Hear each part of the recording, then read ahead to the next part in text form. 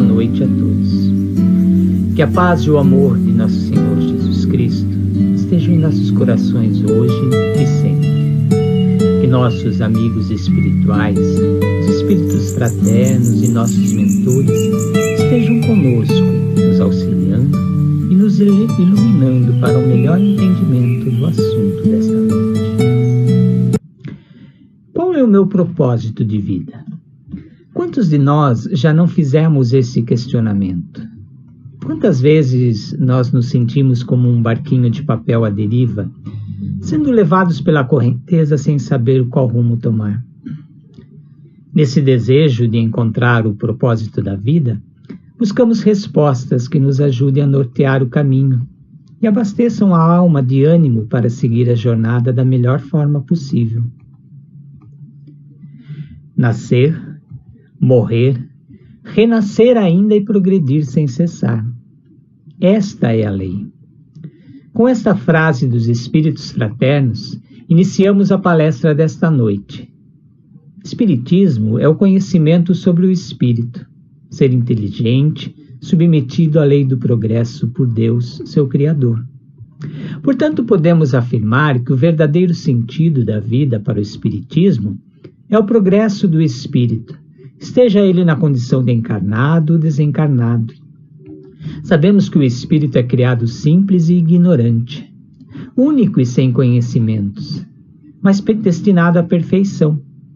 Sendo que nas primeiras fases do progresso, o espírito necessita de vidas corporais. É pelo trabalho, e somente pelo trabalho do corpo, que o espírito adquire os conhecimentos necessários. Entendemos também que para o espírito adquirir a perfeição, deve cumprir 3 trabalhos enquanto encarnado: o de realizar a sua missão, de passar por provas e expiação, e o de colaborar na obra geral da criação. A missão consiste em uma tarefa singela ou grandiosa, de acordo com a capacidade intelectual e moral do espírito. A missão tem a ver assim com a razão do ser, o papel que temos no mundo, entender por que estamos aqui. Quanto às provas e expiações, vou ilustrar com a visão do expositor Ismael Maia. As provas são como as provas do colégio. São testes pelos quais vamos passar para conferir o quanto assimilamos aquilo do que aprendemos. E o seu conceito de expiação é muito belo. Segundo ele, nós somos como plantas em busca natural da luz. Mas no nosso caso, a procura é pelo amor original, o amor divino.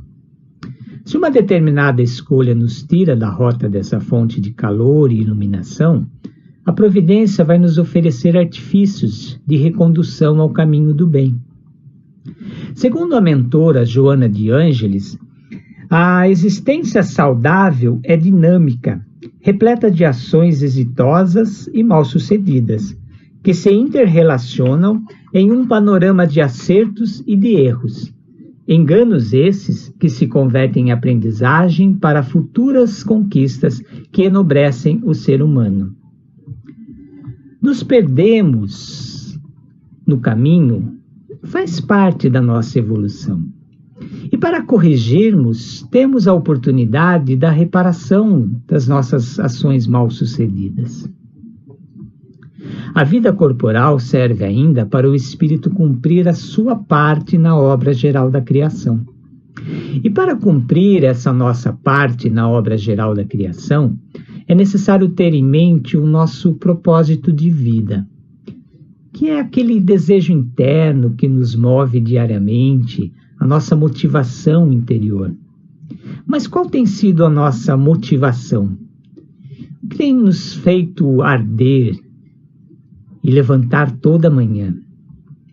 Em uma belíssima página da obra intitulada Identificar a Razão de Viver, do Espírito Benedita Maria, psicografada por Raul Teixeira, nós lemos que é muito triste ver alguém utilizar um corpo físico durante anos e anos de existência na Terra, sem ter a menor noção do que deve fazer no mundo. E não é pequeno o número de pessoas que vivem assim. Quase sempre são criaturas que cresceram num caldo insosso de imaturidade. Aprenderam que a vida se resume em festas e roupas, em penteados e moda, em esportes e passeios, em contínua figuração social para se mostrar aos outros. E porque se acostumaram nessa excitação, permaneceram na casca da existência, sem mergulhar na polpa deliciosa da vida. Nesse número, contam-se também os que acreditam que estão no mundo apenas para trabalhar e endinheirar-se, para comprar e comprar mais, num constante consumismo. Opostamente, aparecem os que creem que tudo que ganham em suas atividades financeiras deve ser guardado, sempre mais bem guardado, sem saber o que fazer com sua riqueza. O tempo da existência vai passando, sem que esses corações se perguntem qual a razão de viverem como estão vivendo. Onde é que pensam chegar com o estilo de vida que adotaram? Que compensações duradouras o modo de vida por eles vivido lhes tem trazido? Andam realmente às cegas pelos caminhos, pensando que é assim mesmo que deve ser, ou angustiados por não conseguirem uma resposta que lhes ajude a refazer os rumos. É preciso sempre fazer alguma pausa na agitação da vida diária, a fim de olhar fixamente para tudo o que se está fazendo e averiguar se há um sentido oportuno e bom para a vida e perceber se não se está tirando fora o tempo precioso da existência. Em que nós estamos gastando o nosso tempo? A vida é curta para ser pequena. Ter um propósito de vida ajuda a viver melhor. Isso foi o que mostrou uma experiência realizada pelo psiquiatra neurologista Viktor Frankl nos campos de concentração nazistas. Em seu estudo, Viktor concluiu que as pessoas que sobreviveram, não por execução, mas por outros motivos, eram pessoas que tinham algo maior para lutar. Em seu livro Um Sentido para a Vida, ele diz: tudo pode ser tomado do ser humano, menos uma coisa, a última das liberdades humanas: escolher a ação a ser tomada em uma dada circunstância, escolher o próprio caminho. E para decidirmos o nosso caminho, é preciso nos conhecer melhor. Assim, é necessário mergulharmos em nosso interior. Como já recomendou o grande filósofo grego Sócrates, também o nosso mestre Jesus, conhece-te a ti mesmo. Um convite que ressalta o poder do autoconhecimento na indicação de possíveis caminhos e que pode nos ajudar muito cada vez que estivermos nos sentindo em dúvida quanto ao nosso propósito de vida ou distanciados por sentimentos como o medo ou a angústia.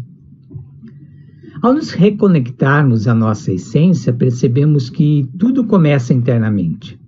Como recomendou o Espírito de Santo Agostinho na questão 919 do Livro dos Espíritos, devemos observar a consciência como chave do melhoramento individual.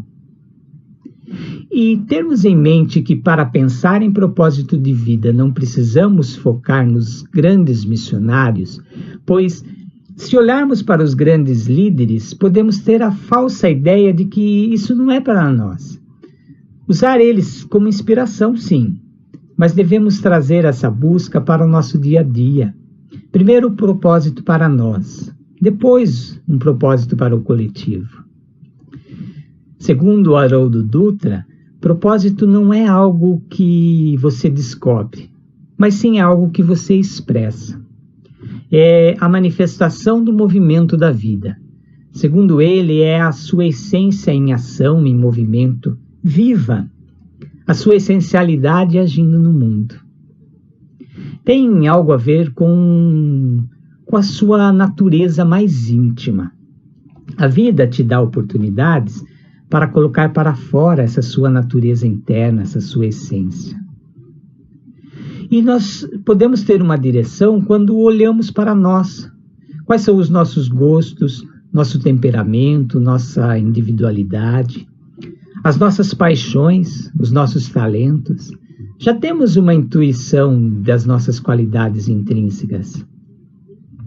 É um trabalho de autoconhecimento, de saber os nossos limites e até onde podemos ir. Lembrar também que cada ser humano é único. Irá se expressar com sua natureza íntima, por isso não cabe o preconceito. Vamos lembrar aqui dos nossos filhos. Não podemos impor um propósito a eles. Para auxiliar a encontrar os seus propósitos, eu vou ter que ajudar eles a se expressarem, a expressarem essa sua essência, como uma parteira, ajudá-los a parirem os seus propósitos, aquele que está no seu íntimo. E essa é uma das maiores dificuldades, colocarmos para fora a nossa essência. Não é fácil assumir a nossa identidade neste mundo. Por isso é necessário agir com equilíbrio e harmonia, na direção do nosso propósito. E Haroldo Dutra ainda nos ajuda, trazendo em seu livro Propósitos, uma estratégia para ajudar com esse parto, como ele chama. Serve para nos ajudar a colocar para fora essa essência e expressarmos o nosso propósito. E para isso ele divide o propósito em 4 elementos. O primeiro elemento seria o elemento da humanidade. Nós somos humanos, como todos os seres humanos do mundo. Por mais longínquas e diferentes sejam as suas vidas, estejam eles em que continentes estiverem, vivendo de acordo com suas crenças, sejam elas quais forem. E sempre nos esquecemos disso, dessa nossa humanidade. Começamos a agir de uma maneira bairrista, excludente, né? Só dentro da nossa família, no nosso meio social. Nós não podemos perder de vista a nossa humanidade. Nós amamos, nós sentimos dor, saudade, tristeza, alegria, calor, como todos. Então precisamos respeitar todos os seres e todos os lugares, para não nos apequenarmos, para não expressarmos o nosso potencial de uma maneira mesquinha. Temos que ser fraternos com todos, amar a todos como nos amamos, seguindo os ensinamentos de Jesus, por mais diferentes que os outros possam ser de nós. O segundo elemento que ele nos traz é a nossa relação interpessoal. Na infância, imitamos as pessoas que estão à nossa volta. Assim, aprendemos em nosso lar a falar, a andar, a comer. Na escola, vamos aprender a ler, a escrever. Então, nós somos o resultado de muitas pessoas que passaram em nossa vida. Os nossos pais, nossos irmãos, os professores, nossos chefes. Tudo o que aprendemos de outros seres humanos. Vemos assim a importância de cada ser em nossas vidas. E na hora de expressar os meus propósitos, eu não posso perder de vista os outros. Senão nós viveremos uma vida muito pequena, egoísta. Eu posso até ser feliz assim, mas eu serei feliz somente para mim. Viemos nesse mundo para aprender e ensinar também. E é por isso que todas as vidas importam. Outro elemento são os fatores que nos tornam únicos. Quais são os nossos talentos? Os nossos dons, os nossos potenciais, as habilidades que possuímos e nossas características que nos tornam únicos. Cada um de nós temos os nossos e não devemos imitar a vida do outro para vivenciá-los. Não podemos ficar comparando os propósitos, eles são diferentes. Nossos pais tinham seus propósitos, que serviram para que agora pudéssemos viver os nossos, assim como nossos filhos terão os seus. Não devemos nos comparar a ninguém, e também não podemos viver a vida de ninguém. Cada um tem a sua missão, o seu papel no mundo. Mas com certeza nós somos a pessoa certa para viver a nossa vida. Cada um veio preparado e equipado para viver a sua vida. E saber que a sua vida vai impactar a vida de muitas outras pessoas. Nós influenciamos o espaço que vivemos. Nossos propósitos são divinos. Como Caetano diz em uma de suas músicas, cada um sabe a dor e a delícia de ser o que é. Assuma a sua dor e delícia de ser você. O propósito é doce, mas também é amargo, e pagamos um alto preço por isso. Os outros muitas vezes querem nos mudar, querem que sejamos como elas querem ditar o que devemos ser.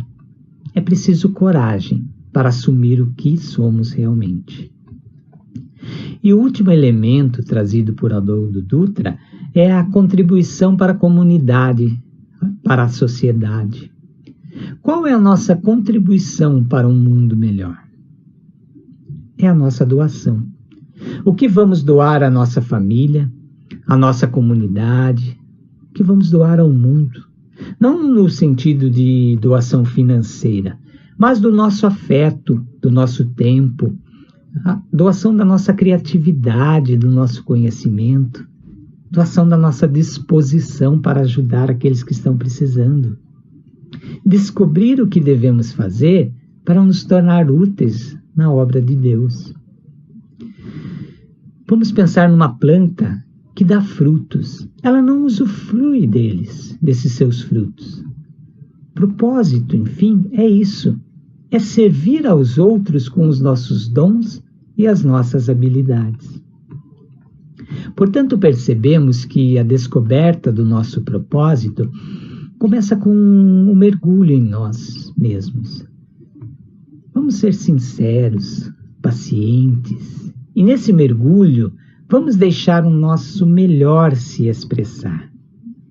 Segundo Cortella, o ser humano ele está sempre em construção. Muitas vezes achamos que já estamos prontos, mas nunca estamos prontos. Estamos em constante evolução. E nem por isso podemos deixar de agir. Mas exatamente por isso é que não devemos parar de buscar o aperfeiçoamento.